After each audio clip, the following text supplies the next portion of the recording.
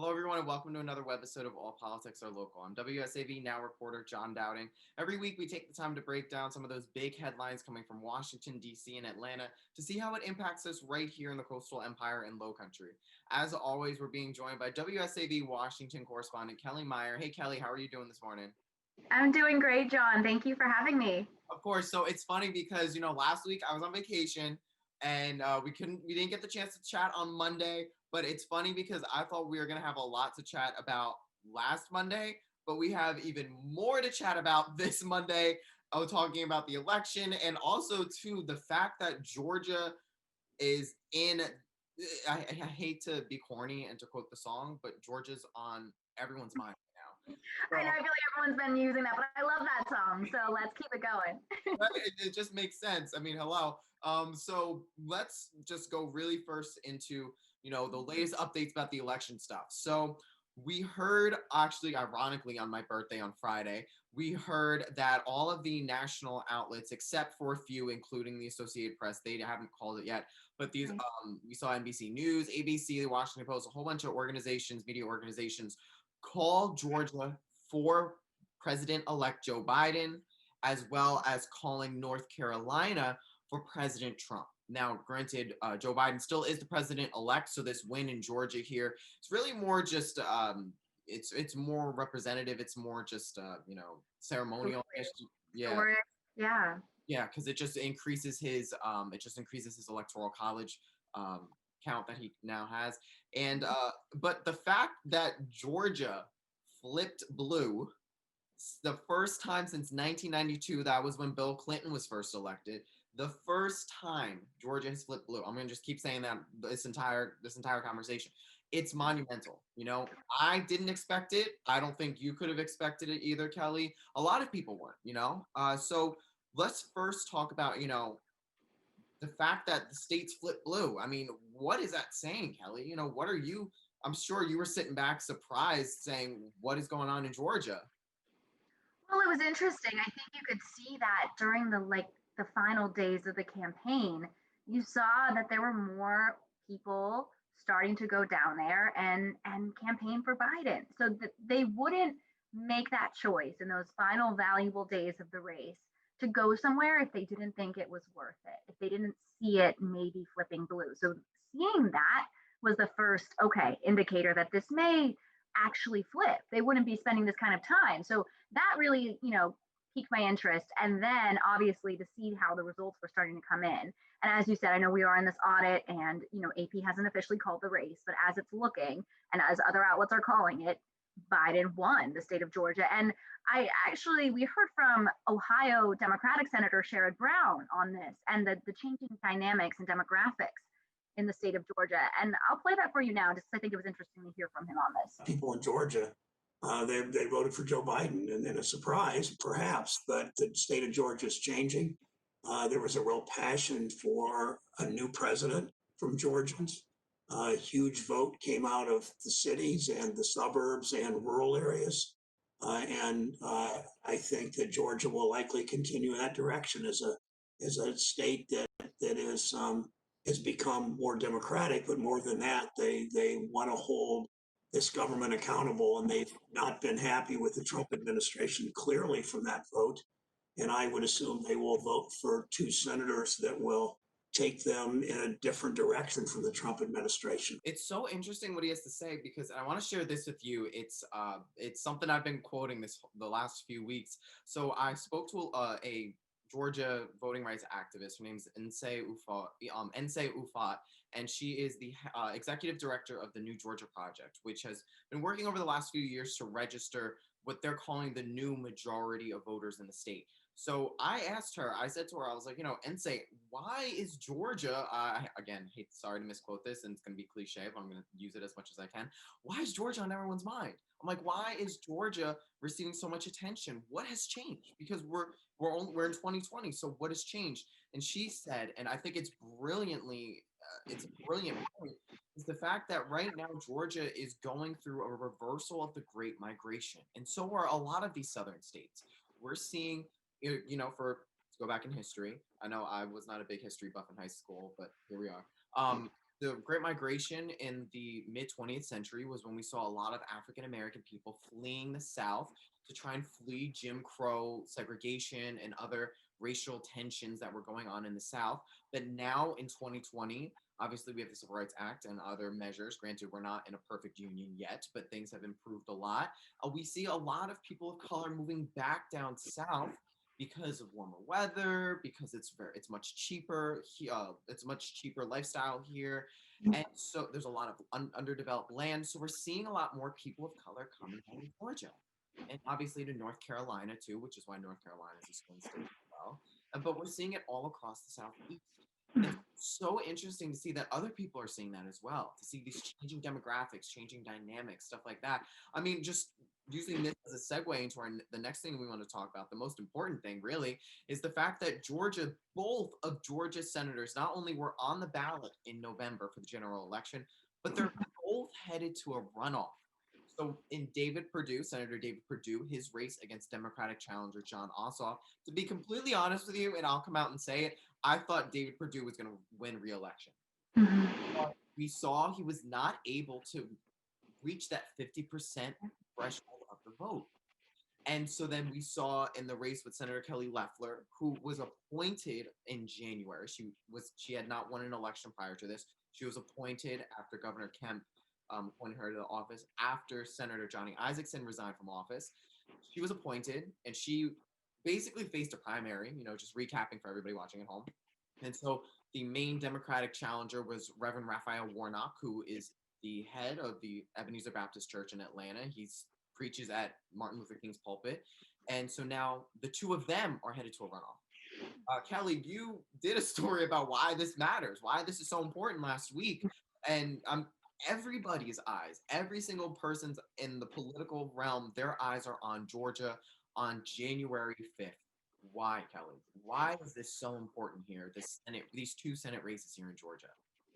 Well, the big thing to take a look at when we have the results coming in on election night of these different Senate races, the reason people were paying such close attention, especially Mitch McConnell and Chuck Schumer, they're both the leaders of their respective parties in the Senate, is because how it breaks down in terms of how many Republicans you have and how many Democrats you have. That is how the balance of power works, as they call it. And I believe right now it's 50-48. So 50 Republicans, 48 Democrats. So if, let's say, the two Democrats win their races in Georgia, that means it's a 50-50 balance in the Senate. But if we have Biden in the White House, which we do, and Vice President-elect Kamala Harris, she would preside over any kind of tie-breaking vote, which would generally lead to potentially the Democratic choice, as she is a Democrat. So it's interesting how it breaks down. That is why you see so many eyes. That's why Georgia is on everybody's mind, and especially leaders of the Democrat and Republican parties, and also why you're seeing many checks being written to these various parties and donations coming in, because who holds the power really holds the purse strings. And especially if you see Republicans hold the Senate, you may see some butting of heads with who's down in 1600 Pennsylvania. It really could change the course of legislation and what happens in Washington over the next 4 years. And it all comes down to Georgia. I can't emphasize enough how important these next few weeks, how important this runoff is. And that's why everyone is talking about Georgia. And I think it's so crazy to think that in 2020, we're talking about Georgia as a swing state that flipped and handed this majority over to not only the president, but may potentially hand the next president, I should say, but may hand the Senate back to Democrats. I'm not going to lie to you, Kelly. I thought it was going to just be a sweep of Republicans down here in Georgia. I thought Senator Perdue was going to win re-election, but I will say I did think the Kelly Loeffler race was going to go to a runoff because she was facing. There was so many people. It was a jungle. Yeah, we kind of figured that much. Yeah, I would say. It was such a cluttered ballot. I mean, here on the ballot here, I did a mail-in ballot, and it was like pages long, basically, for that category. And I think even they knew. They even doing interviews, they said we know it's gonna go. We weren't sure if it was gonna be Loeffler or Collins, basically. Yes, But exactly. So now we're seeing these two races in January go to a runoff. But the funny thing, and this is our next topic, is we're seeing these results from November 3rd, I should say, being challenged right now here in Georgia. They're going through a hand count and audit that the Secretary of State Brad Raffensperger ordered. He just wanted to do it, and he was even talking to me when I spoke with him a couple weeks before the election, and he was saying that regardless of the results, he was going to do it just to ensure the fact that these races and these races were handled properly and safely. mhm, So mhm, this is routine, but it's now we're seeing how important it is just because of how close these races are, mhm, specifically the presidential race, because that race is extremely close here in Georgia. So we're seeing the recount going on, but we're also seeing Senator David Perdue and Senator Kelly Loeffler and some other Republicans going after the Republican Secretary of State here in Georgia for his handling of the election and criticizing him basically for how it was run. We also were now seeing the President Trump, going after Governor Kemp for some of the different voter registration initiatives that he was encouraging here in the state. But Kelly, really quickly before we have to go, what are you hearing about this? How are people on the Hill feeling about this? A lot of Republicans are kind of divided on not only the winner of the presidential race, but on some of these other races. So what are you hearing from some of our representatives on the Hill? yeah, it's really divided. And I think, we also had Senate Majority Leader Mitch McConnell up here last Monday having a photo op with the newly elected Republican senators. So he's willing to accept the results of those elections, but not necessarily willing to say that the presidential was right. And also, even if there's this recount in Georgia, how much would it really affect anything if President Trump won Georgia, gets the math? I believe it's like 16 electoral votes in Georgia. Will it really make any difference overall? We say President-elect Joe Biden because the math is there. In that, I don't think there is a path to victory, even if President Trump was somehow able to pull off Georgia, but it doesn't even seem that way with the recount anyhow. So there's all these questions, but it really just comes down to math and adding up the votes.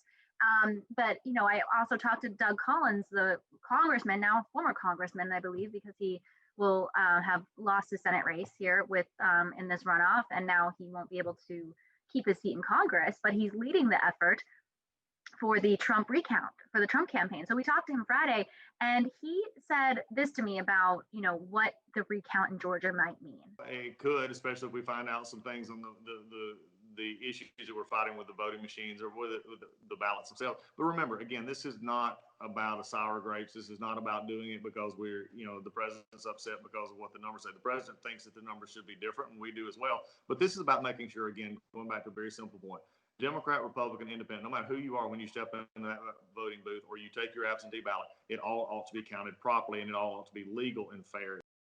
That's why we're going through this process. That's what the law allows for. There's nothing wrong with this. And then once we get this done, then there'll be answers. No, Kelly, I think you make a great point is that the math doesn't lie. Science doesn't lie. The facts don't lie. We're seeing the president, because the president on election day and the days after that, when races were still being called, we saw his campaign coming out and challenging the counting going on in Michigan, and the counting going on in Pennsylvania, and the counting going on in Arizona and in Nevada and here in Georgia. But now we're seeing the campaign either losing some of those legal battles or they're starting to take back those challenges in some of the states. I think we saw in Michigan that was struck down. Here in Chatham County, the Trump campaign and Georgia Republicans challenged how they were counting stuff here in Chatham County, right here where Savannah is. That was dismissed by a judge in court. And now I also saw over the weekend that the campaign is starting to take back some of those legal challenges and lawsuits in Pennsylvania. So I think reality is starting to set in. I will say, just so it's clear to everybody watching, that after this audit is done here in Georgia, which they have to have done by this Friday, is when they have to certify election results. 20th, yeah. This Friday, Mhm. the Trump campaign can't come out and request a recount. They are in complete constitutional rights here in Georgia to request a recount because that margin between President-elect Joe Biden and President Trump is within 0.5 of a percentage point. They're totally within their legal bounds to challenge that.